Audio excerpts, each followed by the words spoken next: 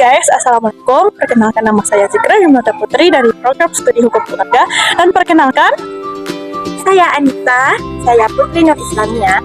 jadi guys, Nah, pada kesempatan kali ini kami akan menjelaskan materi tentang hukum dan perubahan sosial dalam mata kuliah Sosiologi Hukum. Selamat menyaksikan. Oke, yang pertama itu yaitu definisi dari perubahan sosial. Perubahan sosial adalah segala perubahan yang terjadi dalam lembaga kemasyarakatan. Perubahan sosial ini dipengaruhi oleh nilai-nilai dan sikap-sikap yang ada di dalam masyarakat tersebut.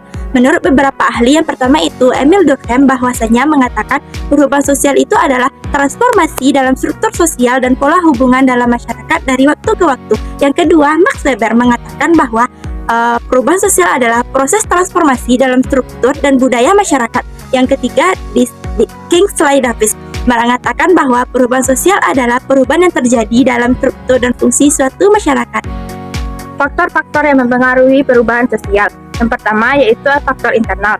Yang mempengaruhi perubahan sosial terhadap faktor internal yaitu bertambah dan berkurangnya penduduk dalam masyarakat. Yang kedua, penemuan-penemuan baru misalnya dalam bidang penemuan teknologi. Yang ketiga, adanya konflik sosial. Yang keempat, terjadinya revolusi atau pemberontakan dalam suatu negara. Yang kedua, faktor eksternal. Yang pertama yaitu kejadian terjadi di lingkungan sekitar seperti bencana alam. Yang kedua, terjadinya konflik atau peperangan sehingga terjadinya pengungsian penduduk. Yang ketiga, pengaruh kebudayaan asing. Berikutnya yaitu bentuk-bentuk perubahan sosial. Ada dua, yaitu perubahan yang direncanakan, yaitu perubahan yang sudah dipikirkan terlebih dahulu atau yang sudah bisa kita sebut dengan rekayasa. Yang kedua yaitu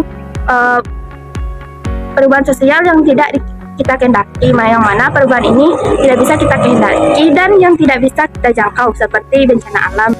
perubahan sosial dan hukum adalah dua hal yang saling berkaitan erat. Saat masyarakat berubah, hukum juga ikut menyesuaikan. Tapi kadang hukum jadi pemicu perubahan sosial. Nah, jadi perubahan sosial bisa memaksa hukum untuk beradaptasi. Juga sebaliknya, hukum juga bisa digunakan untuk mendorong perubahan dalam masyarakat. Perlu diketahui, tidak semua perubahan sosial mudah diakomodasi oleh hukum. Kadang muncul konflik kepentingan, di mana perdebatan publik atau bahkan penolakan. Misalnya itu bisa kita lihat dari revisi undang-undang yang kontroversial, di mana itu bisa menimbulkan polemik. Jadi lembaga hukum seperti DPR, pengadilan, dan kepolisian memiliki peran penting dalam menyesuaikan hukum dengan kondisi masyarakat yang terus berubah. Itu berarti tidak hanya reaktif, hukum juga bisa bersifat proaktif. Lag bidang hukum terjadi apabila hukum tidak memenuhi kebutuhan-kebutuhan yang timbul akibat dari perubahan sosial yang terjadi. Akibat terjadinya sosial lag di bidang hukum adalah yang pertama, terhambatnya perkembangan segi-segi kehidupan yang lain. Yang kedua, terjadinya anomi, yaitu kekacauan keadaan yang disebabkan karena tidak adanya pegangan atau aturan bagi warga masyarakat untuk mengatur aktivitasnya. Jadi, perubahan pada hukum akan terjadi apabila terdapat dua unsur yang bertemu pada satu titik singgung. Kedua unsur itu adalah yang pertama, keadaan baru muncul, yang kedua, kesadaran akan perlunya perubahan pada masyarakat.